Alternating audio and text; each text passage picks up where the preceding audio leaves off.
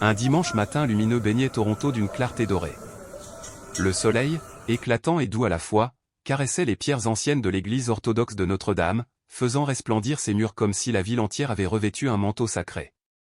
Les familles montaient les marches du parvis avec la sérénité des habitudes dominicales, des enfants trottaient joyeusement, tirant les mains de leurs parents, des chapelets se balançaient discrètement au rythme des pas, et l'air semblait chargé d'une paix simple et rassurante.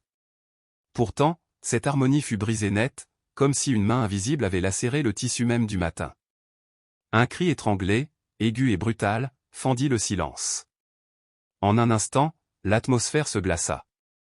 Tous les regards convergèrent vers la cour, et le spectacle qui s'offrit à eux fit naître l'effroi.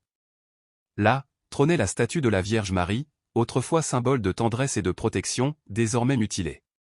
Le corps de marbre immaculé, drapé dans ses plis sculptés, demeurait debout, mais la tête, ce visage de consolation éternelle, avait disparu. À sa place ne subsistait qu'un moignon de pierre, brut et cruel. Un souffle d'horreur parcourut la foule. Les mères instinctivement pressèrent leurs enfants contre elles, couvrant leurs yeux de leurs mains tremblantes. Des téléphones jaillirent aussitôt, immortalisant l'instant comme s'il s'agissait d'une scène de crime. Des murmures jaillirent, se muant vite en clameurs indignées. Qui a pu faire cela? C'est de la haine, rien que de la haine, ils nous ont tous attaqués. Parmi les fidèles bouleversés, une femme se tenait debout, figée. Margaret O'Connor, immigrée irlandaise de 68 ans, priait devant cette statue depuis son arrivée au Canada 40 ans auparavant. Ses larmes traçaient des sillons sur son visage marqué par les années. Serrant un vieux chapelet poli par des décennies de prière, elle sanglotait. Quand j'ai vu que sa tête avait disparu, j'ai senti qu'on tranchait dans la chair de ma propre mère. Ce n'est pas du vandalisme. C'est une attaque contre notre âme. À quelques pas, David Moral, jeune père de 34 ans, tenait contre lui sa fille Emma, âgée de 7 ans. L'enfant leva ses yeux remplis d'incompréhension vers la silhouette mutilée et demanda d'une voix tremblante, « Papa, où est son visage ?» La gorge nouée, David resta muet, incapable de trouver les mots. Son silence en disait davantage qu'un long discours. Puis le prêtre, le père Dmitri, sortit de l'église en habit liturgique. Son regard se posa sur la statue, et la stupeur laissa place à une douleur profonde. Il se recueillit en silence, ses lèvres remuant dans une prière muette. Enfin, il leva la tête vers ses fidèles et parla d'une voix grave et paisible, « Mes frères, mes sœurs, cette blessure est profonde. Mais nous ne devons pas répondre à la haine par la haine. Prions aussi pour celui qui a commis cela. » Ces paroles se heurtèrent à la colère. Quelques fidèles hochèrent la tête en pleurant, d'autres explosèrent d'indignation, « Pardonnez ? Vous êtes sérieux, mon père ? Ils n'ont pas seulement brisé de la pierre. Ils ont attaqué notre foi. » Le tumulte grandissait, et l'air vibrait de tension. Rapidement, la police arriva. Le ruban jaune des enquêtes barra l'entrée, transformant ce lieu de prière en scène d'investigation. Les agents photographièrent la statue comme s'il s'agissait d'une victime. Un détective murmura à son collègue, « Ce n'était pas un acte au hasard. Celui qui a fait ça savait exactement ce qu'il visait. » Les caméras de télévision s'installèrent, et bientôt la nouvelle fit le tour du pays, urgent, une statue de la Vierge Marie décapitée à l'extérieur d'une église de Toronto. Les paroissiens dénoncent un acte de haine.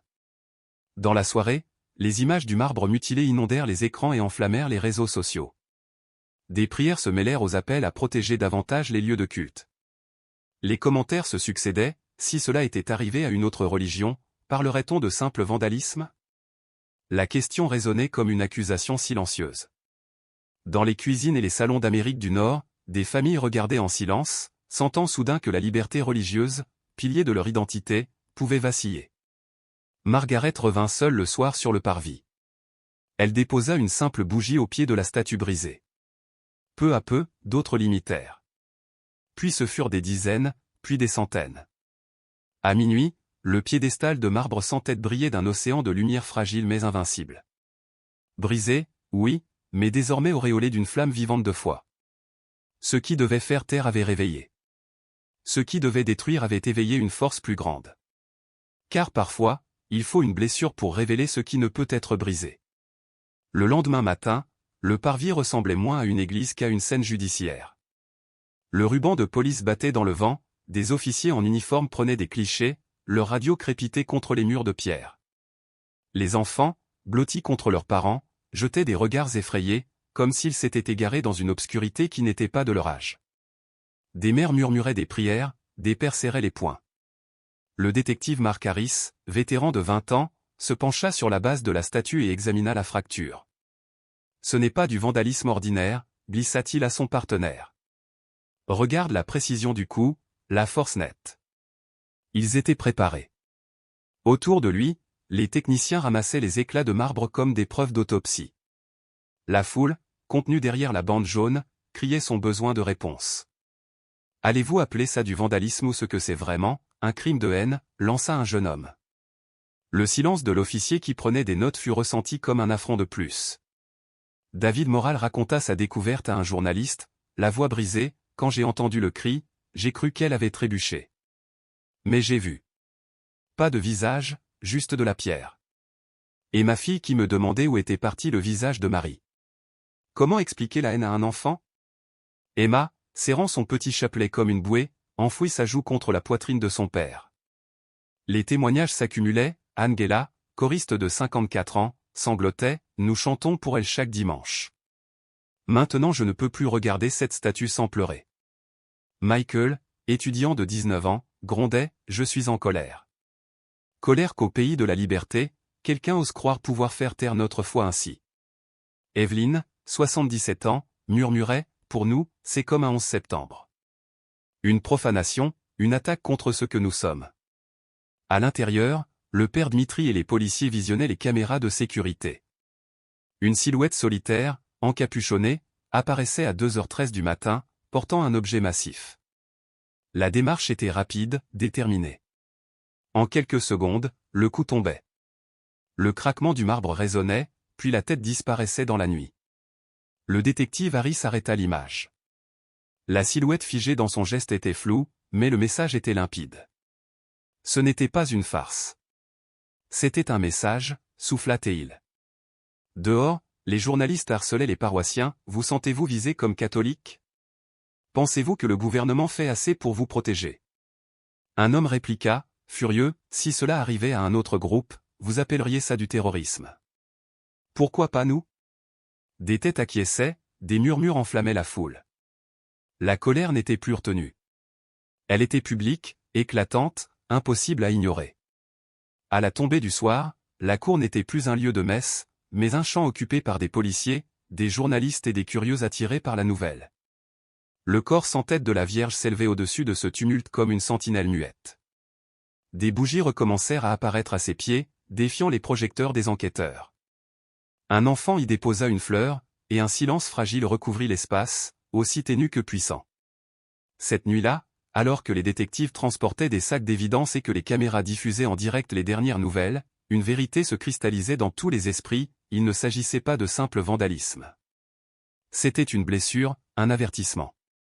Et pour les croyants, c'était un appel à se tenir debout plus fermement que jamais. Quand le père Dmitri sortit à nouveau, vêtu de ses ornements blancs qui brillaient à la lumière mêlée des bougies et des projecteurs, le tumulte se tut. Il s'approcha de la statue mutilée, posa une main sur la pierre brisée, ferma les yeux et pria longuement. Puis il se tourna vers son peuple et parla doucement, mais sa voix portait loin, « Mes frères, mes sœurs, ce n'est pas la première fois dans l'histoire que la foi est ridiculisée. Et ce ne sera pas la dernière. Mais écoutez-moi, si nous répondons à la haine par la haine, nous avons déjà perdu. Si nous laissons les ténèbres envahir nos cœurs, alors le vandale aura gagné. » Un silence pesant accueillit ces paroles. Puis une voix éclata au fond de la foule, Michael, le jeune étudiant, cria, « Le pardon, mon père? Ils ont tranché sa tête. Nous devrions nous indigner, nous battre. » Des applaudissements et des murmures d'approbation suivirent. La tension rejaillit, palpable. Mais dans ce tumulte, la silhouette du prêtre, seul face au marbre brisé, rappelait à chacun que la véritable bataille ne se jouait pas contre un ennemi visible, mais dans le cœur de ceux qui refusaient de céder à l'ombre. Le père Dmitri ne recula pas devant la tempête d'émotions qui traversait la foule.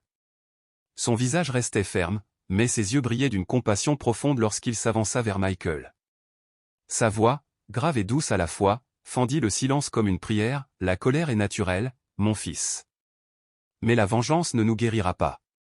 La justice appartient aux lois des hommes, mais le pardon est l'œuvre de l'âme. » Ces paroles résonnèrent dans le cœur de l'assemblée encore secouée par l'horreur. Alors Angela, 54 ans, membre du chœur, la voix tremblante mais décidée, osa s'élever, avec tout le respect que je vous dois, mon père, je ne sais pas si je peux prier pour celui qui a fait cela. Ce n'est pas seulement une statue qu'ils ont brisée. C'est nous qu'ils ont brisée. Le regard du prêtre se fit plus tendre encore. Angela, dit-il, pardonner ne veut pas dire excuser l'acte. Pardonner, c'est refuser de laisser cet acte empoisonner ton cœur. Nous avons le droit de pleurer, nous avons le droit d'exiger justice, mais nous n'avons pas le droit de devenir semblables à ceux que nous haïssons. Un murmure parcourut la foule. Certains secouaient la tête avec obstination, d'autres, les lèvres serrées, commençaient à acquiescer lentement. Dans leur visage, on pouvait lire la lutte intérieure, la soif humaine de justice contre l'appel chrétien à la miséricorde. Le père Dmitri s'agenouilla alors devant les enfants rassemblés au premier rang. Sa voix se fit presque un souffle, douce comme une caresse, « Marie est toujours avec nous, mes petits. On a peut-être pris son visage, mais personne ne peut nous enlever son amour. Elle demeure votre mère, veillant sur chacun de vous. » Dans le silence tendu, la petite Emma, la fille de David, serra plus fort son chapelet. Pour la première fois de la journée, un sourire, timide mais réel, effleura son visage. Ce fragile rayon d'espérance suffit à attendrir même les cœurs les plus durs. Les journalistes, avides, tendaient déjà leur micro. L'un lança sans détour, « Mon père, croyez-vous vraiment qu'il faut pardonner à celui qui a fait cela ?» Le prêtre se redressa, sa voix inébranlable, « Oui. Parce que le pardon n'est pas pour eux. Il est pour nous. Si nous ne pardonnons pas, alors nous restons enchaînés à cet acte pour toujours. Et moi, je refuse que la haine définisse mon Église. » Ces mots, diffusés dans tout le pays quelques heures plus tard, provoquèrent un tumulte médiatique. Certains louèrent son courage, d'autres dénoncèrent sa naïveté. Dans les talk-shows, les débats s'enflammaient, le pardon était-il un geste héroïque ou une faiblesse coupable face à la montée des crimes haineux? Mais dans la cour de l'église, là où la douleur était la plus vive, les paroles du prêtre commençaient déjà à transformer quelque chose. Ce soir-là, au cours de la messe, le père Dmitri abandonna les notes soigneusement préparées la veille. Il parla sans filet, directement depuis la blessure commune qu'ils portaient tous. La Vierge a été blessée, tout comme le Christ fut blessé. Mais souvenez-vous, Dieu transforme toujours les blessures en résurrection. Si nous répondons à cet acte par le désespoir, alors la haine a gagné. Mais si nous répondons par la foi, nous proclamons qu'aucun marteau, aucun vandale, aucune haine ne pourra nous briser. Les fidèles écoutaient, certains les yeux noyés de larmes, d'autres les poings crispés de rage contenue. Le combat intérieur n'était pas terminé, mais la semence de l'espérance venait d'être plantée. Quand la messe s'acheva, les paroissiens sortirent dans la cour. Ils déposèrent des bougies au pied de la statue mutilée, prièrent ensemble le « Je vous salue Marie ». Au début, leur voix tremblait, mais bientôt elles s'unirent en une clameur ferme et vibrante. La statue décapitée, baignée de lumière et de prière, se dressait non plus comme le symbole d'une défaite, mais comme un témoin indomptable, brisé mais debout. Et ce soir-là, sous la conduite de leur prêtre, la communauté choisit non pas la vengeance, mais la résilience. À la tombée de la nuit, la cour ressemblait à un champ de bataille figé dans la pierre. Le ruban jaune de la police encerclait la Vierge mutilée. Juste au-delà de cette frontière fragile, les bougies persistaient, vacillant dans l'obscurité comme des flammes têtues refusant de s'éteindre. Par petits groupes, les paroissiens restaient, chuchotant des prières mêlées au grésillement des radios policières. Ce lieu qui avait toujours incarné la sécurité et la paix avait désormais l'allure d'une scène de crime. L'inspecteur Mark Harris, 48 ans, vétéran chevronné de la police de Toronto, observait attentivement la statue. Son œil exercé s'attarda sur la cassure nette, presque chirurgicale, là où la tête de marbre avait été arrachée. Les années d'enquête sur des homicides lui avaient appris à distinguer les accidents des actes intentionnels, et ceux-ci, il le savait, n'étaient pas le fruit de l'imprudence. Il se tourna vers son partenaire et murmura, « Ce n'étaient pas des gamins en train de s'amuser. Regarde l'angle. Coup net. Délibéré. Celui qui a fait ça était préparé. Il voulait envoyer un message. » Chaque flash de l'appareil photo de la police illuminait la blessure béante de la statue comme une plaie ouverte dans la nuit. Les fragments de marbre furent recueillis avec soin, étiquetés et chargés dans le coffre d'une voiture de patrouille, comme s'il s'agissait des restes d'un corps destiné à l'autopsie. À l'intérieur du presbytère, le père Dmitri, épuisé mais digne, serrait ses mains jointes sur la table, face aux officiers.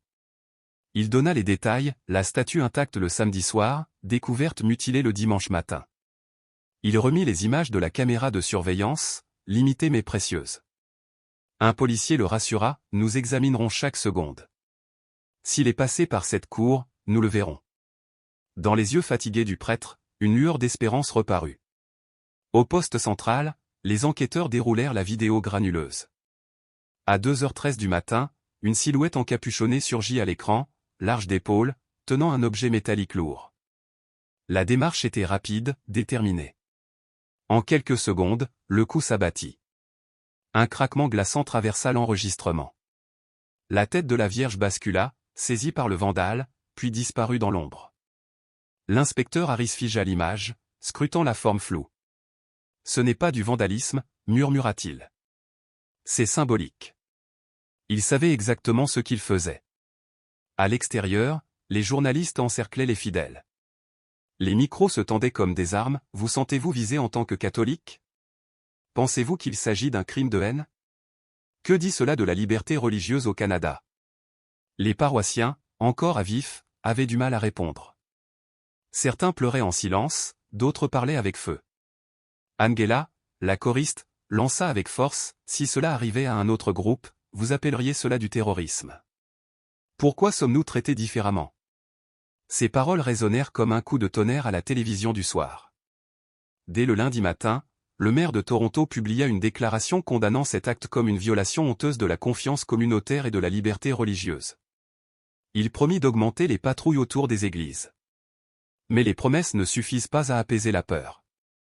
Les plateaux de télévision s'enflammaient, était-ce l'œuvre d'un extrémiste isolé ou le signe d'une vague grandissante de crimes de haine contre les communautés de foi? De l'autre côté de la frontière, les Américains reconnaissaient ce frisson d'inquiétude. Ils avaient vu des églises incendiées en Louisiane, des synagogues profanées à New York, des mosquées attaquées au Texas. La Vierge décapitée n'était plus seulement une blessure locale, elle devenait le symbole d'un mal plus vaste. Ce soir-là, lorsque l'inspecteur Harris revint à l'église, il trouva Margaret O'Connor agenouillée au pied de la statue, une bougie dans les mains. Cette immigrée irlandaise de 68 ans, qui priait devant cette Vierge depuis 40 ans, leva vers lui des yeux fatigués. « Inspecteur, attraperez-vous celui qui a fait ça ?» Harris hésita, puis répondit avec sincérité, « Nous ferons tout ce qui est en notre pouvoir, mais parfois la justice prend du temps. » Margaret secoua lentement la tête. « La justice peut attendre. Ce dont nous avons besoin maintenant, c'est de guérison. » Ces paroles frappèrent l'inspecteur plus fort que n'importe quelle preuve. Pour la police, ce n'était qu'un dossier de plus dans un système déjà saturé. Mais pour la paroisse, c'était une cicatrice qui ne disparaîtrait jamais.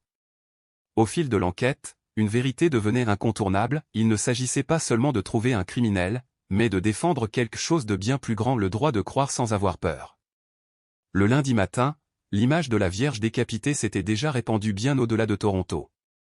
Elle apparaissait sur les écrans de télévision d'Amérique du Nord, en première page des journaux, et se propageait à travers des hashtags grandissant d'heure en heure, foi attaquée, protégeons nos églises, liberté religieuse. Ce qui avait commencé comme une blessure pour une seule paroisse embrasait désormais un débat continental. Dans les salons, les familles regardaient les images en silence, la gorge serrée, conscientes que quelque chose d'essentiel venait d'être menacé, la dignité même de croire librement.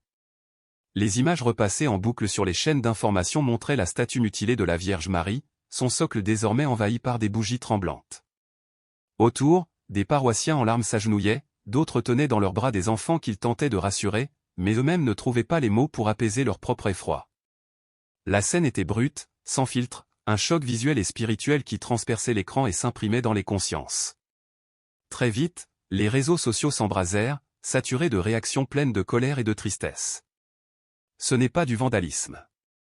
C'est de la haine. La liberté religieuse est en danger. Si cela arrivait à une autre communauté, on parlerait déjà de terrorisme.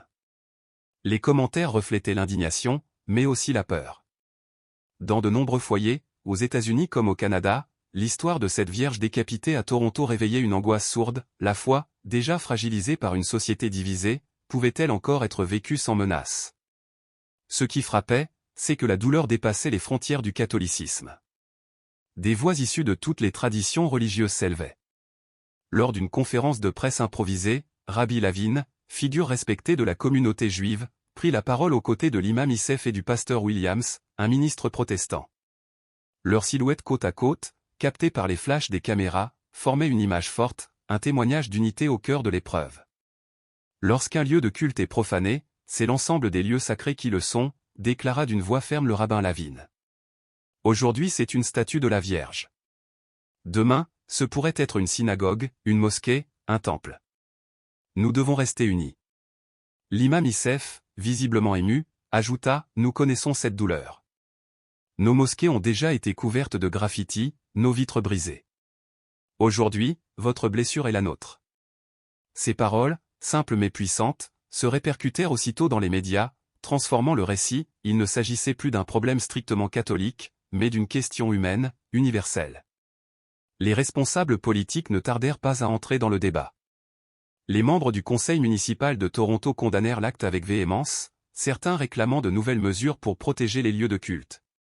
Lors d'une séance houleuse, la conseillère Rivera frappa du poing sur la table, ce n'est pas seulement une statue brisée. C'est la confiance qui est brisée. Si nos églises ne sont pas sûres, nos communautés ne le sont pas non plus. Ces paroles déclenchèrent une salve d'applaudissements nourris dans la salle. À Washington, sénateurs et représentants publièrent des messages de solidarité. Certains en profitèrent pour plaider en faveur d'un renforcement des lois sur les crimes haineux, d'autres rappelèrent que la liberté de religion au socle identitaire de l'Amérique comme du Canada était directement menacée.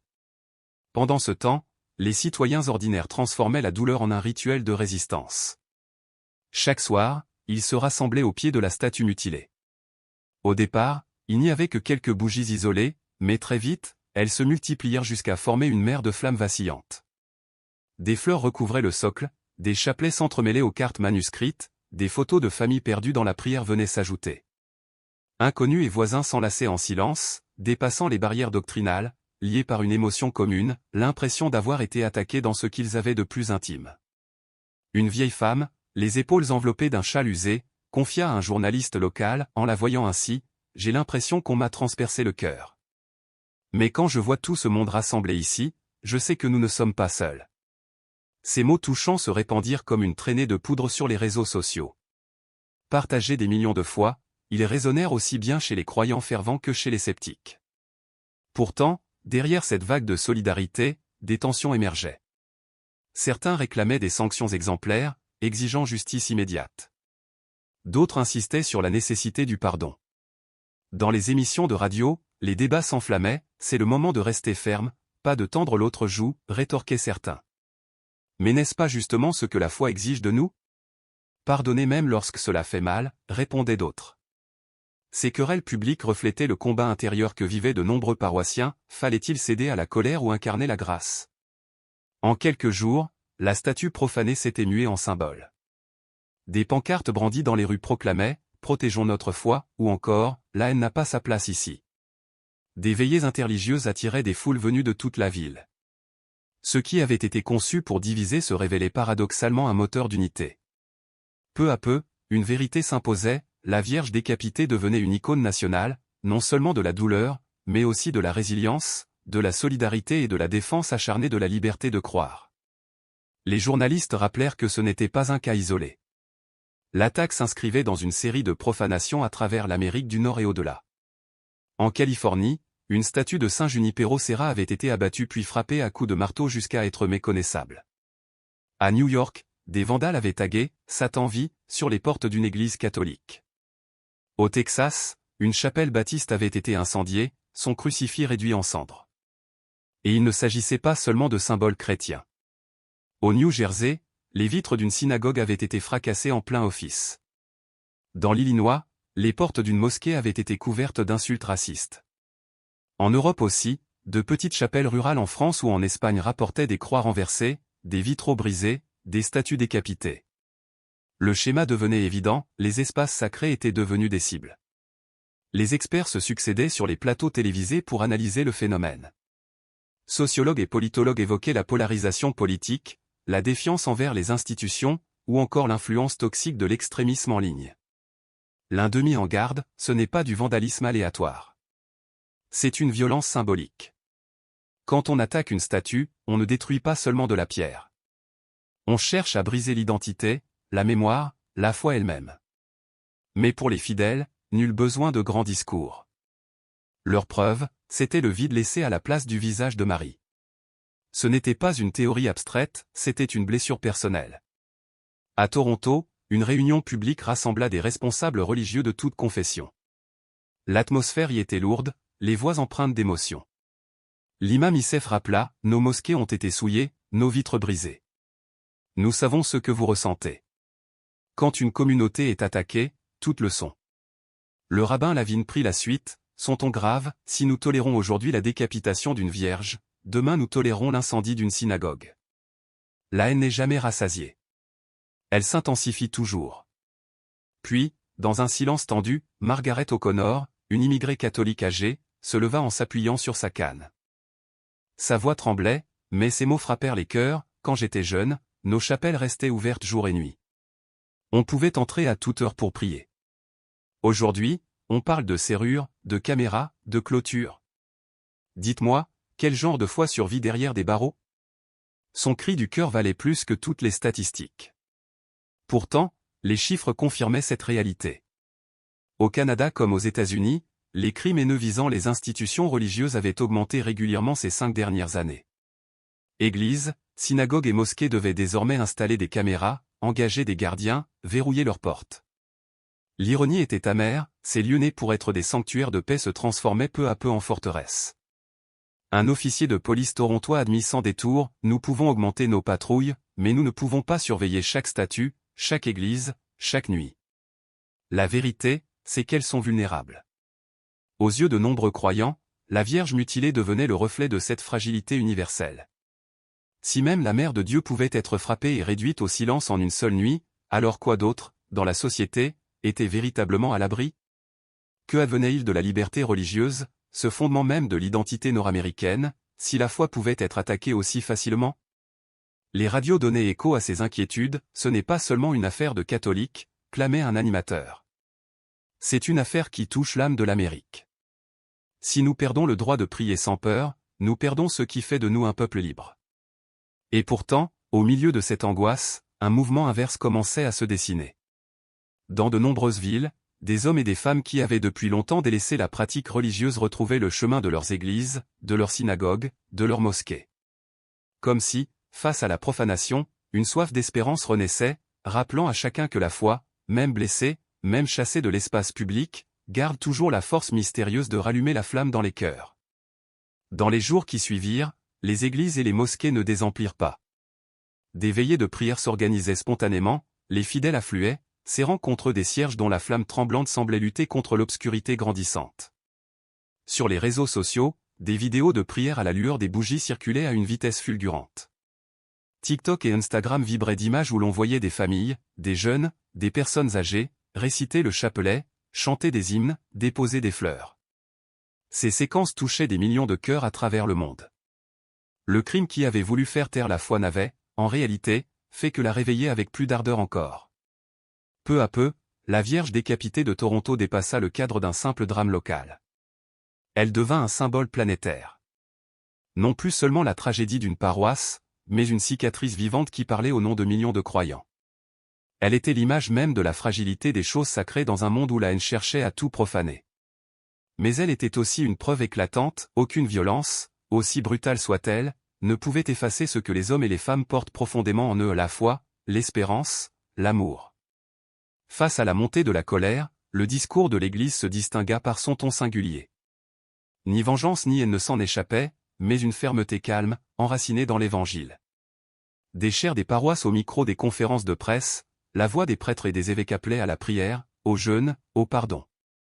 On ne répond pas à la violence par la violence, rappelait-il, mais par une fidélité plus grande encore au message du Christ.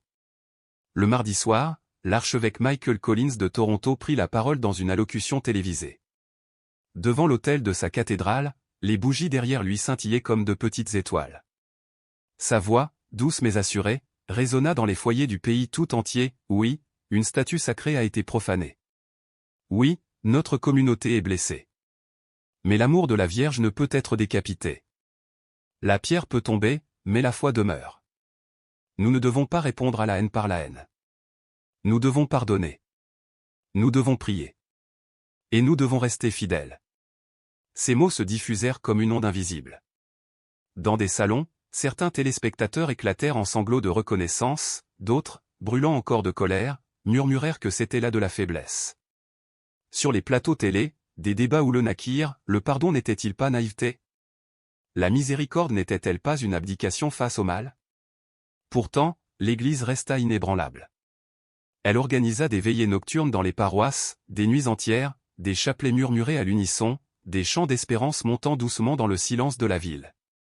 Dans une paroisse du centre-ville, le père Dmitri parla avec la fougue d'un témoin de l'espérance, ne laissez pas cet acte vous plonger dans le désespoir. Qu'il vous pousse plutôt dans les bras de Dieu.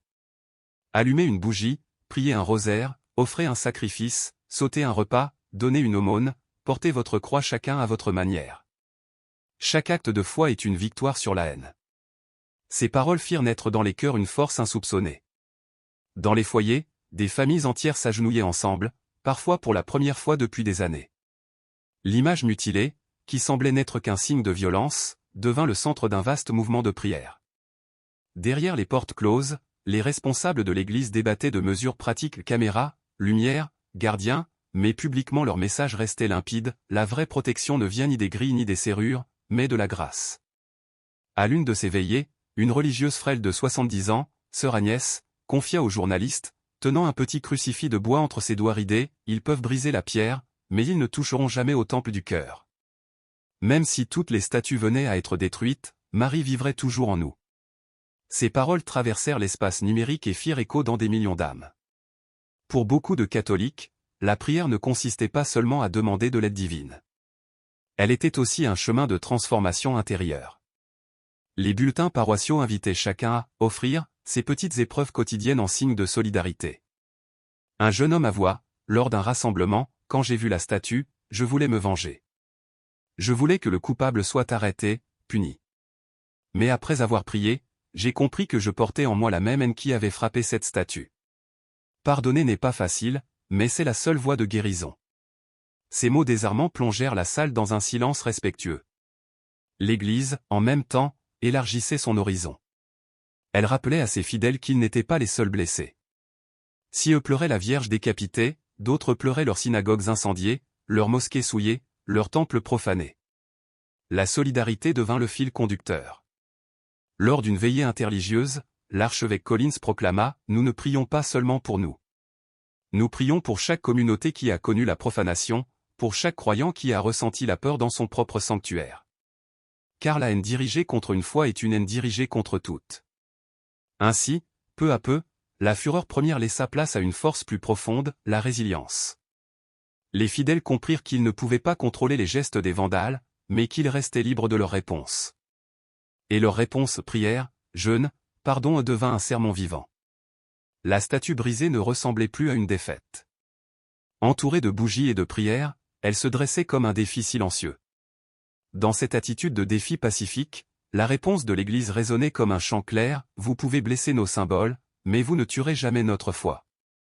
Avec le temps, le choc de la mutilation se transforma en un mélange plus nuancé de chagrin, de colère et de méditation. Et de cette lutte intérieure naquirent des leçons inattendues. La statue sans tête devint un miroir.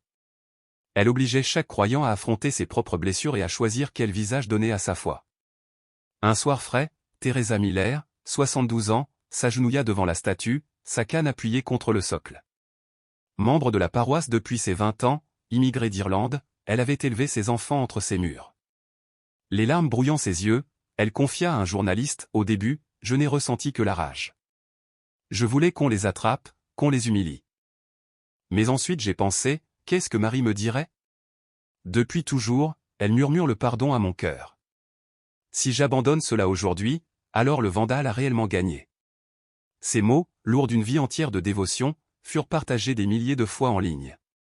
Les parents eux-mêmes cherchaient des réponses pour leurs enfants. David Moral, bouleversé par la question innocente de sa petite Emma, où est son visage? Avoua, je n'ai pas su quoi répondre ce matin-là. Plus tard, je lui ai dit que parfois, des gens blessent ce qui est beau parce qu'ils sont perdus. Et quand ils sont perdus, ils frappent à l'aveugle. Mais notre choix à nous, c'est de ne pas devenir comme eux. Ainsi, ce drame se transforma en leçon de compassion pour une enfant. Cependant, tous ne trouvaient pas la paix si vite. Lors d'une rencontre paroissiale, Adrien Lopez, 23 ans, parla avec une sincérité déchirante, « Je n'arrive pas à pardonner. Chaque fois que je ferme les yeux, je revois son corps sans tête. Je veux que celui qui a fait sa paix. » Le silence s'abattit. Puis, un vieil homme, Monsieur Thompson, vétéran de guerre de 81 ans, avança ses mains tremblantes, « J'ai ressenti la même chose quand j'ai perdu mon frère. La haine a failli me consumer. Mais j'ai appris ceci, la haine est une prison. Ne laisse pas cette chaîne t'enfermer, mon fils. Pardonne, non pas pour eux, mais pour toi. » Adrien ne répondit pas. Mais dans son regard, une fissure s'ouvrit, comme une première brèche vers la guérison. Beaucoup virent dans la statue leur propre image brisée. Une mère au chômage, victime de la pandémie, se tint devant la Vierge et murmura, « Si Marie peut rester debout sans tête et ne pas tomber, alors moi aussi je peux tenir. » D'autres évoquèrent leurs cicatrices personnelles et divorces, maladies, trahisons et trouvaient dans cette statue mutilée un reflet de leur propre survie. Au-delà de la communauté catholique, l'élan gagna d'autres horizons. Des inconnus d'autres religions déposaient des fleurs et des billets manuscrits. Sur l'un d'eux, on pouvait lire « Votre douleur est la nôtre. Votre force est la nôtre. » Cette solidarité fut un baume pour les paroissiens, leur rappelant que si leur statut avait été brisé, leur communauté, elle, restait intacte. Alors, paradoxalement, les églises se remplirent. Les files au confessionnal s'allongèrent. Des familles qui s'étaient éloignées retrouvèrent le chemin de la messe. Ceux qui avaient voulu étouffer la foi l'avaient rallumée. Lors d'une homélie, le père Dmitri conclut avec gravité, « Cette statue brisée a prêché un sermon plus puissant que tout ce que j'aurais pu dire. Elle nous rappelle avec une voix ferme et douce que, la foi n'est pas une question de perfection, mais de persévérance, même quand nous sommes blessés. » Dans l'assemblée, beaucoup hochèrent la tête, certains avec des larmes aux yeux. Dès la 3e semaine, le parvis s'embrasait chaque soir de centaines de bougies, transformant l'espace en une mer de lumière. Des enfants se tenaient agenouillés auprès de leurs grands-parents, des étudiants priaient aux côtés de retraités, et la foi de la communauté cessait d'être une habitude lointaine ou un simple rituel. Elle était devenue une force vivante, aiguisée et purifiée par l'épreuve. Pour les fidèles de Notre-Dame, cette statue décapitée n'était plus seulement une victime d'un acte de haine, elle s'était muée en enseignante silencieuse. À travers sa blessure, chacun découvrait sa propre capacité au pardon, à la résilience et à l'espérance. Et dans cette découverte, surgissait une vérité profonde, même dans la brisure, le sacré continue de parler. À la fin septembre, la statue mutilée se dressait toujours dans la cour. Sa tête manquait, son corps portait des cicatrices, mais ce qui avait commencé comme un symbole de profanation s'était transfiguré en toute autre chose, un phare de courage et de ténacité. Chaque nuit, les bougies se multipliaient, jusqu'à ce que, vue de loin, elle fasse de son socle une rivière de feu défiant les ténèbres. Les familles se rassemblaient pour prier, des adolescents se tenaient agenouillés près de leurs aînés, et même des étrangers, qui n'avaient jamais franchi les portes de la paroisse auparavant, se tenaient épaule contre épaule dans un silence vibrant. La Vierge, bien qu'amputée et meurtrie, n'était plus une image de défaite, mais une icône d'endurance. Les médias changèrent de ton. Au début, les gros titres saturaient les écrans, vandalisme, crime haineux. Mais au fil des veillées, de nouveaux récits apparurent, statues brisées, foi intacte, de la profanation à la dévotion, la communauté répond à la haine par l'espérance. Les caméras filmaient la lueur des flammes, les visages mouillés de larmes, le chuchotement de centaines de voix récitant ensemble le « Je vous salue Marie ». Sur Internet, ces images se propagèrent et touchèrent des millions de spectateurs. Ce qui devait réduire la foi au silence l'amplifiait désormais.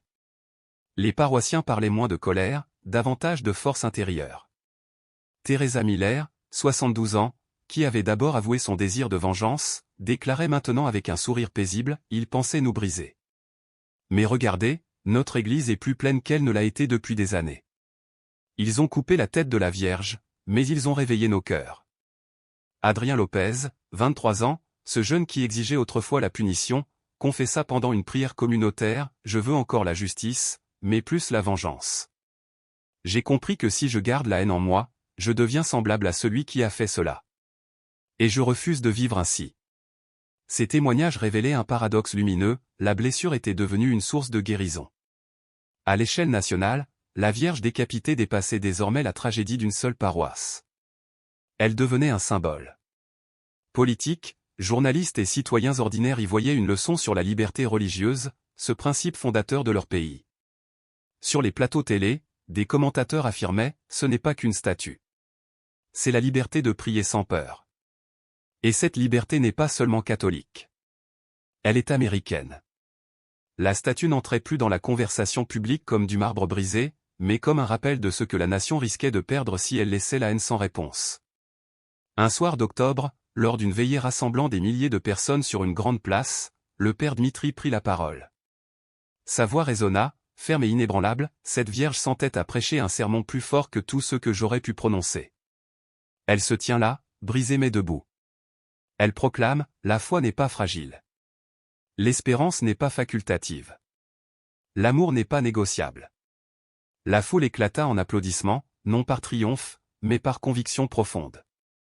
Dans cet instant, la douleur d'une paroisse devenait la force d'une ville. Et bientôt, on ne parla plus d'elle comme d'une statue mutilée. On l'appela « Notre-Dame de la Résilience ». Sa blessure était devenue son témoignage. Les familles continuaient à déposer des fleurs, les enfants dessinaient des images colorées d'une Marie au visage radieux qu'ils plaçaient à ses pieds. Un adolescent résuma ce que beaucoup ressentaient, « Si Marie peut se tenir là, sans tête mais sans tomber, alors nous aussi. » Voilà ce que signifie avoir la foi. Le message, aux yeux de tous ceux qui suivaient l'histoire à distance, était clair. La haine peut frapper la nuit, mais la foi répond au matin. La violence peut réduire une statue au silence, mais elle ne peut museler la prière. Et quand une communauté choisit le pardon plutôt que la vengeance, elle fait bien plus que guérir ses propres blessures, elle protège l'âme même d'une nation libre. Ainsi, la tête absente de la Vierge devint une sorte de don paradoxal, une cicatrice qui rappelait à tous que la résilience, la solidarité et l'espérance triomphent toujours de n'importe quel marteau brandi par la haine. L'histoire de la Vierge décapitée à Toronto ne se termina pas avec les rubans de police ni les manchettes de journaux. Elle s'acheva dans les cœurs de ceux qui la vécurent, et ce message franchit les frontières du Canada pour atteindre le monde entier. Au début, beaucoup craignaient que la foi elle-même soit brisée. Ils ne voyaient que du marbre éparpillé et une plaie béante. Mais quelques semaines plus tard, la statue se tenait transfigurée. Non pas restaurée dans sa perfection d'origine, mais entourée de bougies, de fleurs et de prières. Brisée, certes, mais debout. Et dans cette résilience, la communauté découvrit quelque chose de plus grand encore, la foi ne vit pas dans la pierre, mais dans les âmes. De tous les coins de la paroisse jaillirent des récits de transformation. Teresa Miller, autrefois consumée par la colère, affirma désormais, « Si moi je peux pardonner, alors tout le monde le peut. » Le pardon n'est pas une faiblesse, c'est une force. David Moral, père de la petite Emma, ajouta, « Ma fille a appris qu'on peut choisir la compassion, même quand la beauté est attaquée. C'est la leçon que je veux qu'elle emporte dans sa vie d'adulte. » Adrien Lopez confessait, « J'ai compris que la haine ne guérit pas. Seule la foi guérit. » Leur voix, autrefois tremblante de choc, s'était affermie en conviction solide. Pour les Américains qui suivaient l'histoire, le récit touchait des cordes encore plus profondes. Dans un pays fondé sur la liberté religieuse, voir une vierge décapitée n'était pas seulement une tragédie canadienne, c'était un avertissement. Si la liberté religieuse peut être bafouée à Toronto, elle peut l'être partout. Si l'on réduit une statue au silence, on peut aussi réduire une assemblée entière au silence. La question est, que ferons-nous ? La réponse ne vint pas des responsables politiques, mais des croyants ordinaires qui allumaient des bougies dans le froid, refusant de laisser la haine écrire le dernier mot. Finalement, la Vierge sans tête devint plus qu'une statue, elle devint un sermon vivant. Elle proclamait au monde, la foi ne peut être décapitée. L'espérance ne peut être réduite au silence. L'amour ne peut être détruit. Sa blessure devint son témoignage, et ce témoignage un appel, non seulement aux catholiques, non seulement aux Canadiens, mais à tous ceux qui croient à la sacralité de la foi et à la liberté de la vivre sans peur. Désormais, cette histoire appartient à chacun.